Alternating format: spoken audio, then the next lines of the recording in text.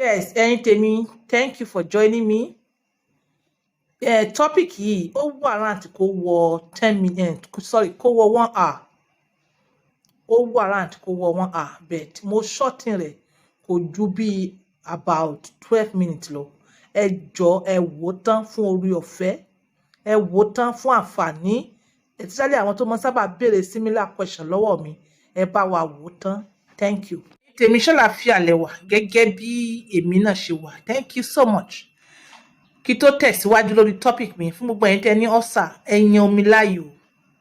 Mi ò sọ pé cold water, ice water o. Yes, ordinary water. First thing in the morning. Mi ò ní kẹ́ rush ẹ mu, ẹ máa mú díẹ̀díẹ̀. Fún gbogbo ẹ̀yin tẹ́ ní ulcer, healings ni. Apart from pé ó jẹ́ healings fún ulcer, ẹ tún máa ríṣẹ́ bẹ́ẹ̀ bá ṣe ń ṣe bẹ́yẹn. Okay, ẹ̀yin náà wo title, ọ̀pọ̀lọpọ̀ ọkùnrin Nàìjíríà ṣẹ̀kanṣùn ni wọ́n. Ṣẹ̀kanṣùn ni wọ́n, ọ̀pọ̀lọpọ̀ ọkùnrin Nàìjíríà. Èmi ò sọ pé láti wá molest o. Èmi sọ torí pé question yìí ó ń arise every time pẹ̀lú àwọn tó máa ń pè wá lẹ́yìn. Yes, ṣẹ̀kanṣùn. Ṣé problem wà ni àbí problem kọ́? Ó depend. Ṣóyè ó depend bóyá problem ní sí ẹ àbí problem kọ́ tó bá gbọ́ àlàyé mi. Màá ka àwọn point, màá wá explain méjì. Tí time bá wà mo lè explain ju méjì lọ. Kíní kan wà tá à ń pè ní brought up. Màá padà wá sórí ẹ̀. Obìnrin tó ń bá lò pọ̀. Number 3, mindset, which is mood. Number 4, environment pollution. Number 5, economic situation. Number 6, weather condition. Number 7, health. Number 8, age. Number 9, diet. Number 10, medication. 11, past lifestyles àbí present. Number 12, physical environment tó wà. Gbogbo eléyìí one way or to the other ó lè affect ọkùnrin láti má lè ṣe ẹ̀mejì. So ẹ jẹ́ kí n explain brought up. So yẹn àti environment, physical environment àti woman. Well, tí time bá wà mo ń wo time, tí time bá wà mo lè explain even deeper. Brought up. Báwo wọ́n ṣe bring ọkùnrin yẹn up? Ìwọ ọkùnrin tó ń complain, báwo wọ́n ṣe bring yẹn up? Ìwọ ọkùnrin tó ń complain, báwo wọ́n ṣe bring yẹn up? Ẹ̀yin tèmi ẹ máa gbọ́ noise, background noise. Ẹ jọ̀ọ́ ẹ má bínú. Like in the center. When you are in the center, wàá máa gbọ́. In fact, you don't even know where the noise is coming from. You no know. Ẹ bá mi gbà bẹ́ẹ̀. Màá reduce ẹ̀ dó. Ẹ lè bá gbádùn nǹkan tá à ń sọ. Báwo wọ́n ṣe bring it up? Ìwọ ọkùnrin tó ń complain question. Báwo wọ́n ṣe bring it up? Tó bá yẹ pé wọ́n bring it up pé ìbálòpọ̀ taboo ni. Kíkíní ẹ̀dẹ̀ ní ó tún wá affect your level of thinking. Definitely tó bá fẹ́yàwó gan ò ní fẹ́ ṣe ju ẹ̀kan yẹn lọ. Ẹ̀kan tó ṣe gan wàá wò ó torí pé ó jẹ́ túláàsì. Gbogbo àwọn tó bá ti wò pé ìbálòpọ̀ jẹ́ túláàsì wọn ò lè ṣe ju ẹ̀kan lọ. Gbogbo àwọn tó bá ti wò pé ìbálòpọ̀ jẹ́ túláàsì wọn ò lè ṣe ju ẹ̀kan lọ. Obìnrin náà àwọn náà wà affected bẹ́ẹ̀ o. Obìnrin tó bá ti wò pé ṣé ó jẹ ní ọkọ mi, ẹ̀kan náà ti tó bí wọ́n ṣe bring me up nìyẹn. Àwọn obìnrin náà wà bẹ́ẹ̀. Number 2 mo wá sọ pé woman yẹn náà mo fẹ́ mẹ́nu nílẹ̀ kan yẹn. Tó bá jẹ́ pé ó ti lọ fẹ́ obìnrin tó jẹ́ pé ó ti wò pé ṣé ó jẹ ni, definitely obìnrin máa fún ẹ ní cold attitude. Tó bá fẹ́ ṣe méjì gan ó máa sọ̀rọ̀ sí ẹ tó jẹ́ pé okó rẹ̀ ó sá wọlé ni.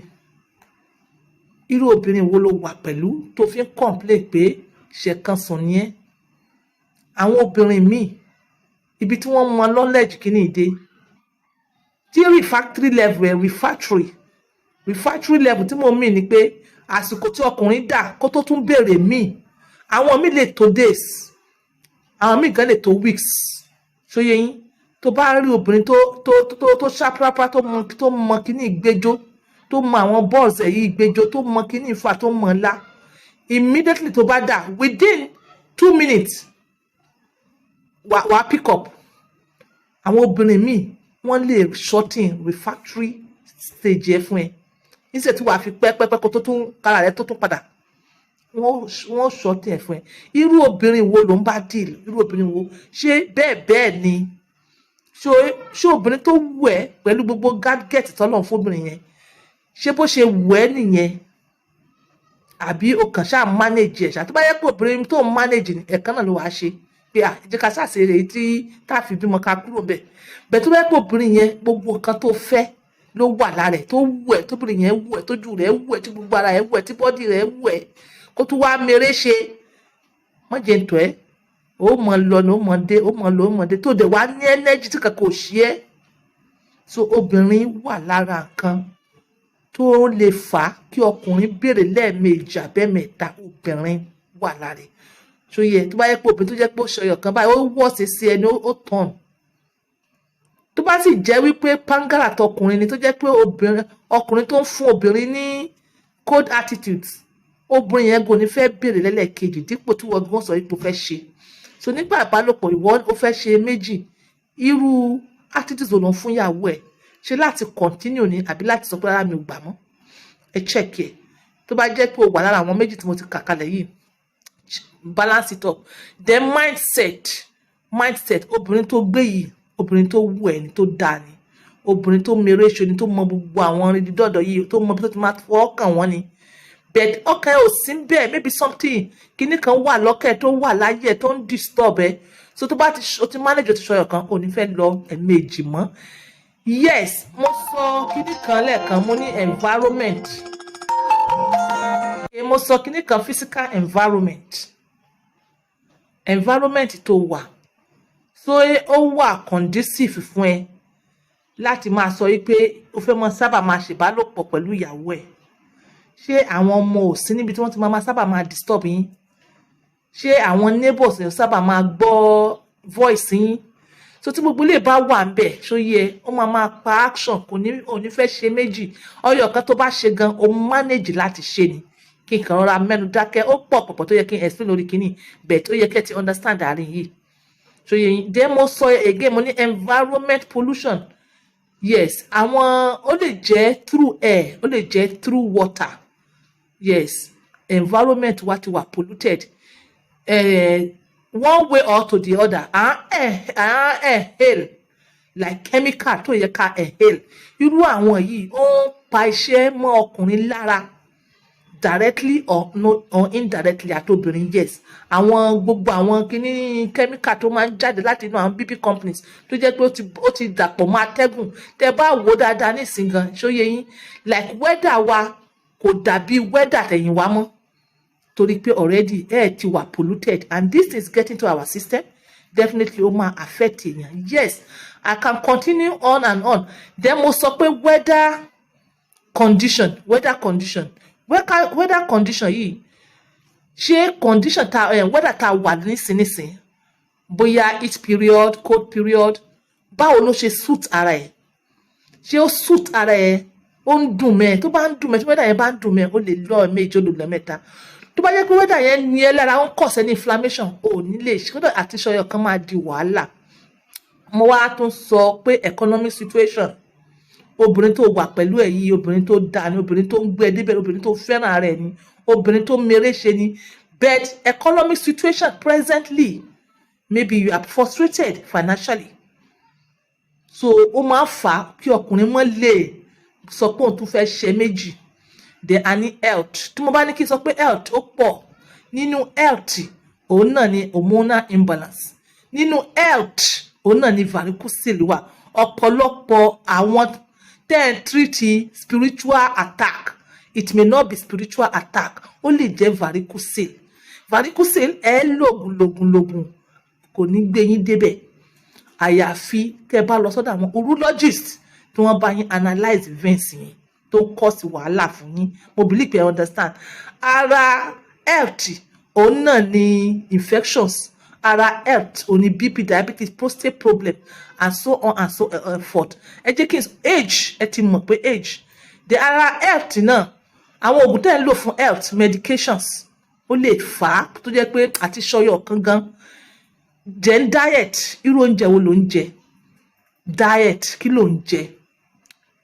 Too much of sugary things. Apart from pé ó máa cause ní erectile dysfunction, ó tún máa jẹ́ kí okó rẹ̀ kéré. Yes, ó máa jẹ́ kó kéré. Mo ti ṣe program yẹn rí, ìwọ tó ti dàgbà tó ń jẹ too much of sugary things. Then mi ò jẹ sugar, àmọ́ òun mu fatty things. Mi ò jẹ sugar, òun jẹ processed foods. Mi ò jẹ sugar, òun jẹ àwọn ẹran ọlọ́ràá.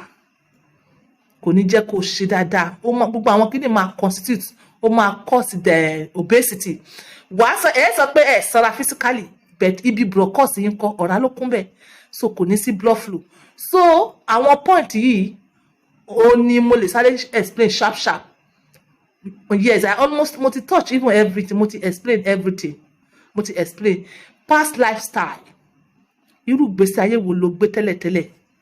Kí ló fi ń bóbi òní sùn lẹ́ẹ̀mẹ́ta lẹ́ẹ̀mẹ́rin? Àgbà ti dé òde ló wo kíní yẹn mọ́. Definitely ara máa bèrè. Yes, ìdí ẹ̀ nìyẹn. Ẹ wàá wò papọ̀, ẹ wò èwo ni tiẹ̀ ń bẹ̀, kí ló ń suffer ń bẹ̀? Nǹkan tó ń suffer ń bẹ̀ ó ní wàá wá solution sí. Tó bá ti wá solution sí, tó yẹ tí o dẹ̀ ti wá rí pé age is no longer on your side. Bí pé o ti wà elderly, there is need for you to enhance. There is need for you to enhance. Mi ò sọ wípé túláàsì ní kẹ́ ra product ní on point. But àwọn product mi tẹ́ nígbàgbọ́ mi tẹ́ lè sọ pé bóyá àbí orthodox. But èyí tó bá ti nígbàgbọ́ lórí, yes, ó lè help ẹ. Ó lè ṣe kí ni, ó lè help ẹ. But the most important thing tó bá jẹ́ pé ó ti jẹ ìjẹkújẹ tẹ́lẹ̀, there is need for you to flush, to drink water, so that any oògùn tó bá máa lò ó máa ṣiṣẹ́ fún ẹ. Yes. Daddy mi kan wà is about 60 something years on point to sọ̀rọ̀ mi báyìí. No, I need láti sọ kán lè bá a mọ̀ pé oore ọ̀fẹ́ wà. It's about 60 something years. Mi ò ní energy on point báwo ni product wà. Daddy ṣe méjì. Daddy ti wá bèèrè lọ́wọ́ mi pé ṣé àwọn lè mọ̀ ṣe mẹ́rin? Mo ní tẹ́ bá ní energy àti ṣe méjì gan ẹ ṣe ẹyọ kan. Tẹ́ bá ní energy àti ṣe mẹ́ta ẹ ṣe méjì. Tẹ́ bá ní energy àti ṣe mẹ́rin ẹ dákun ẹ ṣe méjì. Ẹ reserve ẹ tó yẹ yín, ẹ reserve ẹ gbogbo dídán kan báyìí, gbogbo ẹ̀kọ́ ni wúrà. Kíní ìdùn kí ẹ má fi ṣe rẹ̀ léṣe. Yes, ìbálòpọ̀ ó ṣe kókó bí oúnjẹ ni. Màá wá sọ especially ẹ̀yin obìnrin, ìbálòpọ̀ ó ṣe kókó bí oúnjẹ ni tó yẹ yín. Àwa náà bí wọ́n ṣe brought wa up oníṣẹ́ kan sùn, but ìgbà tí gbogbo ìrìn àjò yìí ń tẹ̀síwájú a mọ̀ pé yes, oore ọ̀fẹ́ ni tọ́lọ́run bá lè ṣe fún ẹ tó ṣe méjì. Product mi ni o, ẹ̀yin tèmi, mo ti show yín níjọ́ wo bí a ṣe ń ṣe, mo ti show yín níjọ́ wo. Then iṣẹ́ ilé yìí ẹ lọ wo past video, but you need to walk down the videos. Mo ti mú ṣe lè kalẹ̀ lẹ̀, yes, bí eré mo sọ, bí eré mo sọ. Tẹ́ bá ní kí ni video rẹ̀, àwọn part video rẹ̀ ńkọ́, èmi ò rántí video yẹn. Yes, oore ọ̀fẹ́ ni, but the most important thing, a gbọ́dọ̀ bá yín flush yìí, apps yìí tá a fi ṣe flush. Ẹ̀yin kan sọ wípé yes ó deep because kò kí ń ṣe product Nàìjíríà ni. So ẹ mọ̀ pé ó níbi tó ní kálukú gùdù sí. This is on point by 2 using my words for this. Bye for now. Ẹ lè WhatsApp mi o lórí 07015100651. Bye for now.